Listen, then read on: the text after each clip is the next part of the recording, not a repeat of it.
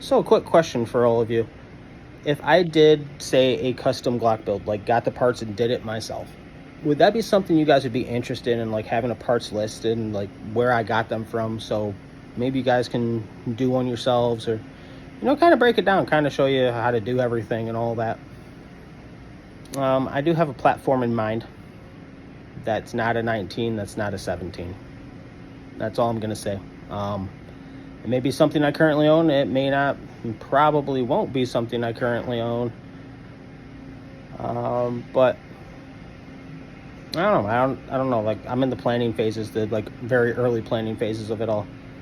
But let me know in the comments. Something you guys are interested in?